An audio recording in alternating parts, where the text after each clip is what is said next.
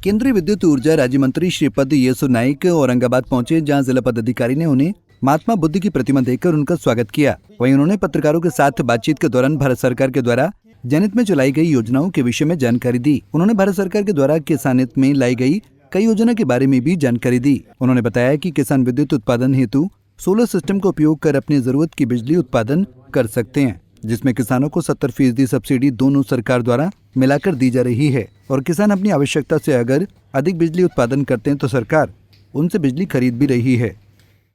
अभी तक कुल 14 करोड़ की राशि पुरस्कार राशि के रूप में प्राप्त हुई है। उक्त प्राप्त राशि में जिले में विभिन्न प्रकार के कार्य तथा मॉडल विद्यालयों की स्थापना, कस्तूरबा गांधी बालिका विद्यालय में जीर्णोद्धार कार्य, इसमें 13 विद्यालयों की स्थापना की गई है। संबंधित कस्तूरबा गांधी बालिका विद्यालयों एवं मॉडल विद्यालयों में पुस्तकों की आपूर्ति, जिले के कुल 140 आंगनबाड़ी केंद्रों को मॉडल आंगनबाड़ी केंद्र में परिवर्तित करने हेतु जीर्णोद्धार कार्य तथा बच्चों के बैठने के लिए कुर्सी टेबल, आंगनबाड़ी सेविका एवं सहायकों के लिए कुर्सी टेबल, बच्चों के लिए अन्य आवश्यक सामग्री की आपूर्ति तथा बाला पेंटिंग का कार्य किया है। जिले में कुल 13 विद्यालयों में स्मार्ट लर्निंग सेंटर की स्थापना तथा चिन्हित विद्यालयों में बेंच डेस्क की आपूर्ति की गई है। बुक शेल्फ्स की आपूर्ति तथा सेंट्रल लाइब्रेरी की स्थापना का कार्य भी करवाया है। इस क्रम में 3 चेक डैम निर्माण तथा 9 विद्यालयों में 2 अतिरिक्त वर्ग कक्षा सहित लाइब्रेरी निर्माण का कार्य भी कराया गया है।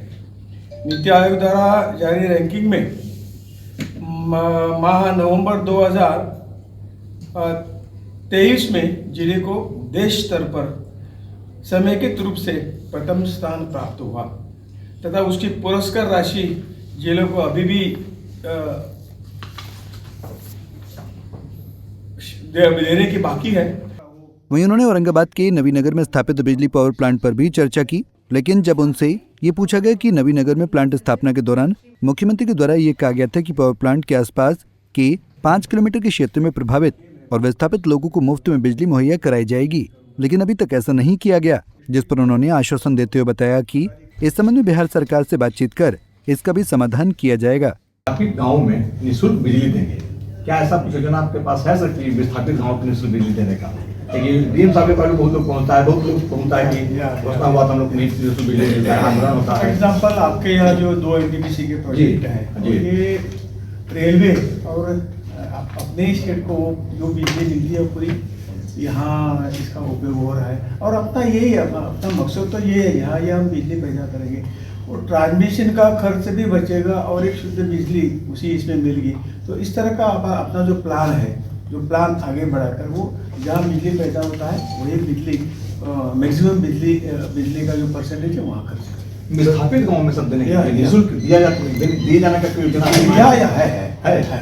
क्योंकि सर ये योजना जैसी योजना बड़ी महत्वाकांक्षी योजना शुरू की गई सर, पीएम कुसुम योजना या उसका अपना लोग सकते हैं अभी क्या हमारी स्थिति है, उसमें क्या क्या प्लान किया सर, इसमें आम आदमी कनेक्ट हो रहा है इस सोलर प्लांट से? अभी तो काम शुरू है और जिस गति से होना चाहिए था थोड़ी उसमें कोई अड़चनियाँ आई हुई हैं और ये निश्चित तौर से आगे बढ़ेगा। उन्होंने ये भी बताया कि भारत सरकार के द्वारा विकास के मामले में पिछड़े हुए जिलों को चिन्हित किया है और उनके उत्थान के लिए भारी संख्या में पैसा भी मुहैया कराया है, जिस जिले में पंचमुखी विकास पर खर्च की जाएगी। पंजाब केसरी टीवी के लिए औरंगाबाद से मिथिलेश कुमार की रिपोर्ट। हमसे जुड़े रहने के लिए हमारे YouTube चैनल को सब्सक्राइब करें और नई वीडियो की नोटिफिकेशन के लिए बेल आइकॉन को दबाएं।